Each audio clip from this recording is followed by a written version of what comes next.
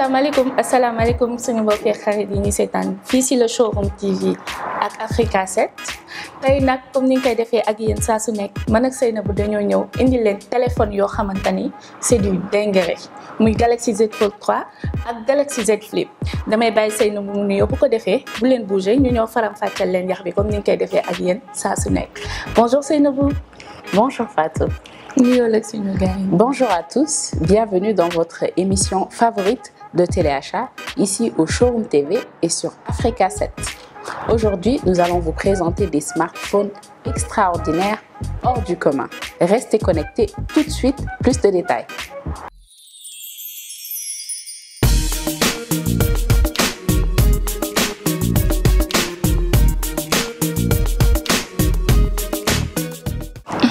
Seynabou tey moom nañu doser nañu ciitaru nañu def lañu neex ak lañu saf ndax xam nga lu tax Samsung dafa génne téléphone yoo xamante ne ay jamono ci ginnaaw ku tëddoon ñu yee la ni la téléphone yi dinañ ko mës a créer doo ko gëm nee ma yan muy yan téléphone annoncé nañ ko début bi mooy Galaxy Z Fold 3 ak Galaxy Z Flip téléphone yi loo xamante ni téléphone la yoo xamante ni macha allah nañu wax feetee dafa ëpp maanaam téléphone boo xamante ni dafa mel ni livre da ngay ubbi di tëj muy mel ni tablette di mel ni ordinateur loolu dafa ëpp Seynabou. Oui Fatou, ce sont vraiment des smartphones exceptionnels, les smartphones pliables les plus performants au monde actuellement. Donc c'est le Samsung Galaxy Z Fold 3 et le Samsung Galaxy Z Flip 3. mu mel ni Samsung moo njëkk a créé téléphone yoo xamante ni c'est pliable maanaam téléphone yoo xamante ne comme li ma wax rek da nga koy ubbi muy mel ni livre wala daal bu la neexee am téléphone bu la neexee am tablette daa mel ni Samsung moo ko njëkk a créé. Effectivement Fatou, donc Samsung est toujours précurseur au niveau de la technologie, ils sont bien connus pour cela. C'est pour cette raison qu'ils sont les premiers à avoir expérimenté le smartphone pliable, qui a pas mal d'avantages et plein de choses à proposer. Donc, pour ceux qui veulent à la fois un smartphone, une tablette, un ordinateur, restez scotchés, ces smartphones sont pour vous.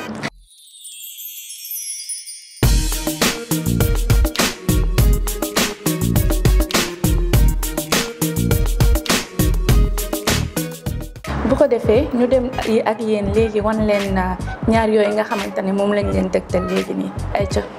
Voici le révolutionnaire Samsung Galaxy Z Fold 3. N'est-il pas magnifique ce téléphone? C'est un téléphone pliable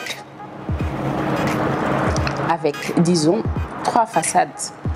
À l'avant, vous avez un écran et à l'intérieur.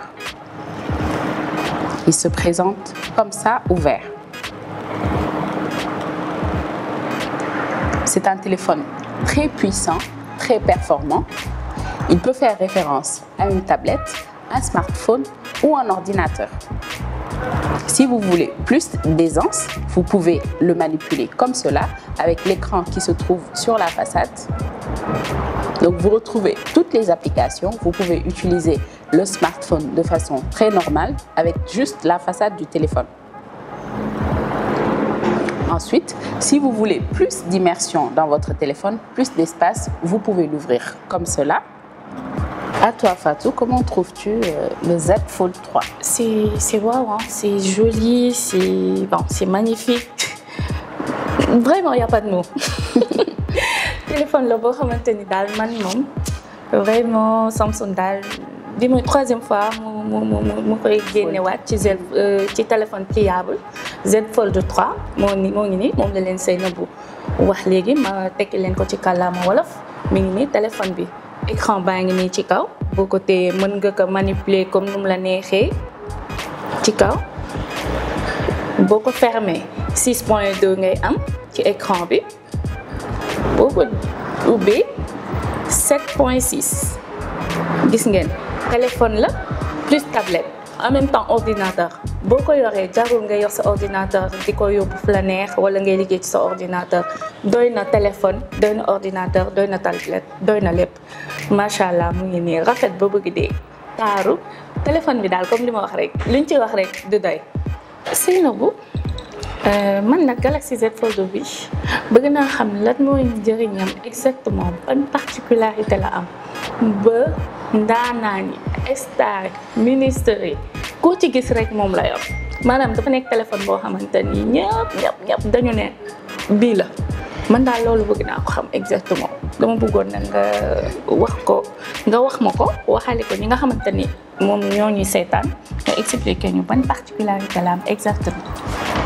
Effectivement, Fatou. Donc, on remarque que le Z Fold est un téléphone assez populaire et très en vogue en ce moment, surtout, comme tu le dis si bien, chez les personnalités politiques, les ministres, les hauts placés. Donc, c'est un téléphone très en vogue. Mais je vais te dire aujourd'hui pourquoi ce téléphone est en vogue. Ce téléphone est très pratique. En fait, il est pratique. Donc, le genre de profil dont tu me parles, ce sont des personnes très occupées et des personnes qui ont besoin de toujours pouvoir travailler avec leur smartphone, c'est-à-dire consulter leurs mails, profiter de leur mobilité pour pouvoir traiter des requêtes, répondre à des visioconférences, voilà, stocker des données, donc traiter des documents. Et tout cela, il est possible de le faire avec ce device qui tient dans une poche et qui tient dans la main.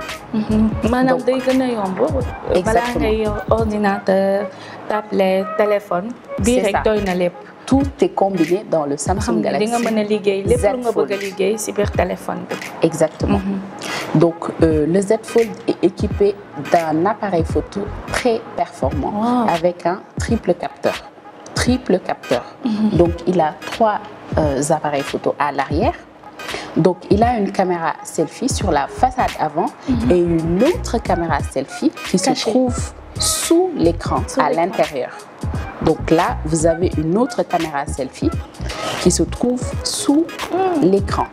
Donc c'est très pratique quand on veut faire une visioconférence également. Grâce à la charnière hyper solide, on peut juste positionner son téléphone comme cela.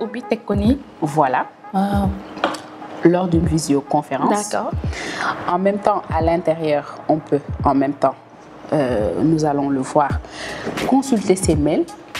En même temps qu'on regarde son agenda, par exemple, sur l'autre côté, ou en même temps qu'on édite un document.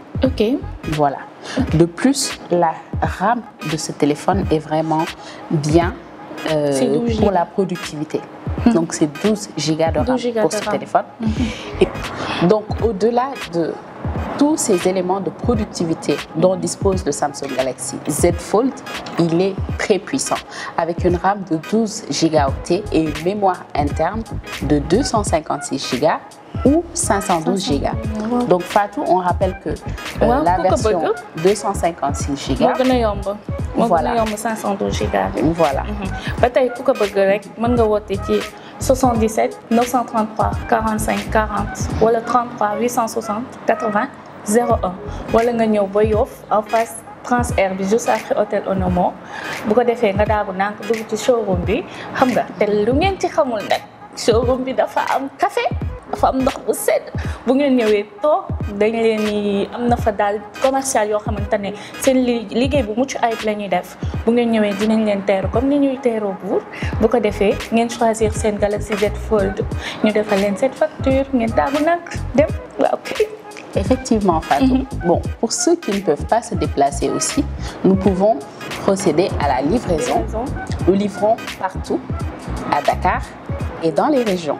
Donc, n'hésitez pas à appeler sur le numéro dès maintenant pour vous procurer votre Samsung Galaxy Z Fold. ayca mi ngi noonu numéro baa ngi noonu ci suuf woote leen rek bu ko defee bu ngeen bëggee livraison ñu livrer leen tamit waaye Seynabou ba tey tamit wax nga lu am solo. Juste un petit détail aussi, Fatou, pour nos amis également qui sont dans la diaspora et qui veulent commander un smartphone pour leur famille qui se trouve ici, vous pouvez commander en ligne sur le site www.leshowroom.tv. Vous commandez et on livre à vos proches. D'accord waaye Seynabou wax nga lu am solo ci téléphone bi maanaam léegi comprendre naa le pourquoi ndaanaan yi jël ko waaye tamit sama genre gi nga xamante ni macha allah dañu yamamaay tamit bëgg nañ lu baax ndax appareil photo bi macha allah baax na te sama genre gi nga xamante ne bëgg nañ lu baax te seen am kii demeewul noonu prix bi cherul dara bu ko defee xam nga boo naree jënd ordinateur jënd téléphone jënd tablette dafay bëri loolu rek boo ko dajalee déjà mën nga am téléphone bi muy élèves yeeg muy ñëpp.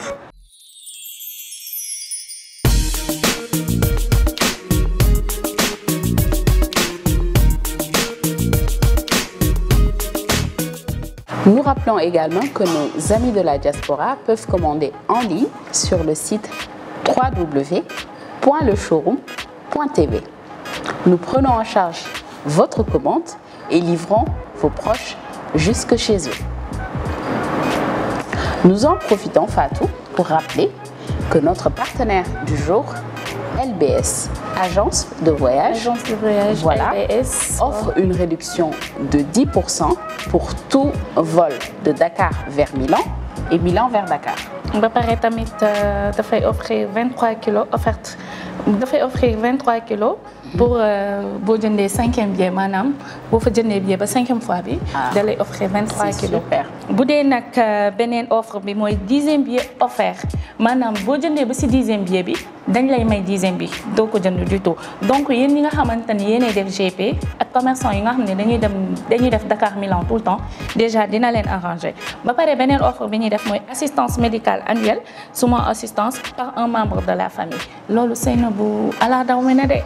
C'est très intéressant. Donc, appelez tout de suite pour réserver votre billet. Le numéro 77 788 00 88 77 788 00 88 bu ko defee yéen ñi nga xamante ni da ngeen bëgg billet rek da ngeen di woote ci numéro boobu bu ko defee rek ñu tegtal leen ngeen ñëw jënd seen billet.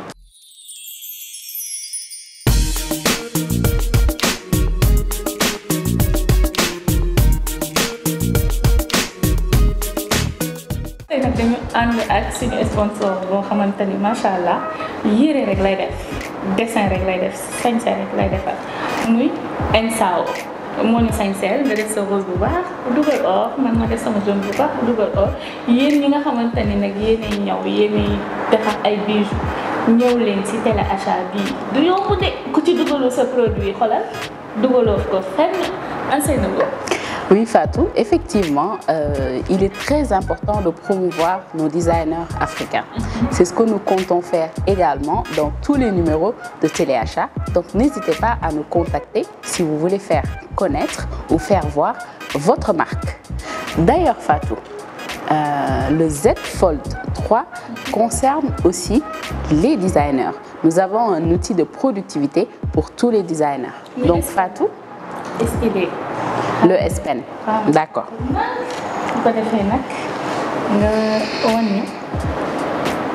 Voilà, le Samsung Galaxy Z Fold 3 est compatible avec le S Pen.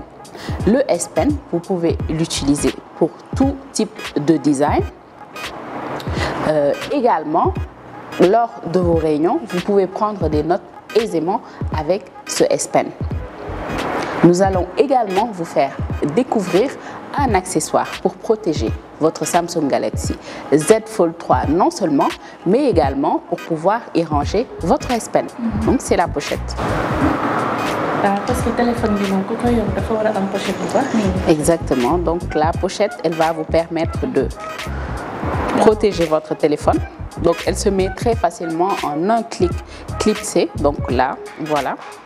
Voici votre pochette et voilà, vous pouvez ranger votre S Pen également dans la pochette tout en protégeant votre téléphone.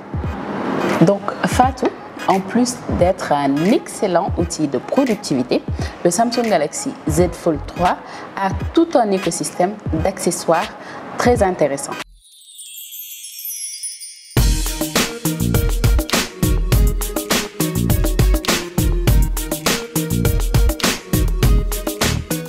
Fatou, donc autre fait exceptionnel dans le Samsung Galaxy Z Fold 3, on peut prendre un selfie de 3 manières différentes avec ce Samsung Galaxy Z Fold 3, à l'image des 3 façades du téléphone.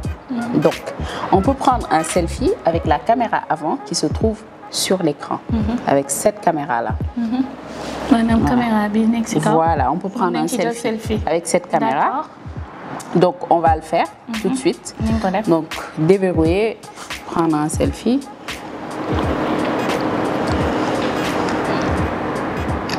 Voilà. Donc on peut prendre un selfie avec la caméra avant sans ouvrir le téléphone. On peut prendre également un selfie en ouvrant le téléphone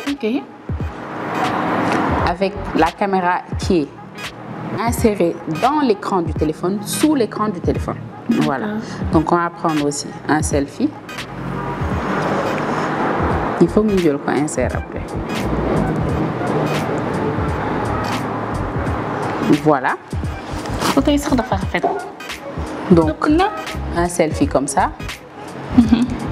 Et troisième option, on peut prendre un selfie avec la caméra arrière du téléphone. Oui, vous avez bien entendu, un selfie avec la caméra arrière du téléphone. C'est exactement ça. La caméra arrière du smartphone, c'est en général l'objectif le plus net du smartphone. Donc avec le Z Fold 3, on a la possibilité d'avoir cette option-là. Donc je te montre. Donc il suffit d'activer le mode selfie sur l'écran qui se trouve au-dessus, écran principal. Ensuite, on a une option selfie ici qu'on va appuyer. Ensuite, on ouvre le téléphone, on le retourne. Et là, donc avec cette option-là, on peut faire également un selfie. Et voilà. Wow. C'est vrai que c'est plus net. Ah, c'est joli.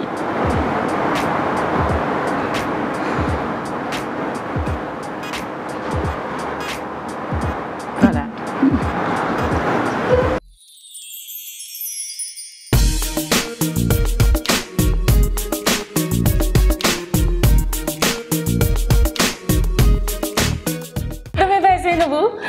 mu waxaat ak yéen tuuti ci Galaxy Z Fold 3 bi bu ko defee ñu ñëwaat ak yéen ci Galaxy Z Flip bi foofa toj. Oui, comme nous l'avons vu avec Fatou et depuis le début de l'émission, donc le Samsung Galaxy Z Fold 3 a pas mal de spécifications pour booster votre productivité, pour vous aider dans votre quotidien. Mais il y a un détail de plus très intéressant, mais pas des moindres, c'est que le Z Fold 3 est IPX8, c'est-à-dire qu'il est résistant à l'eau. Donc c'est un détail très important pour venir encore augmenter plus de puissance et de wow à ce magnifique smartphone. Nous en profitons pour introduire le Samsung Galaxy Z Flip 3 qui lui aussi est résistant à l'eau. Tout de suite, plus de détails sur le Z Flip également.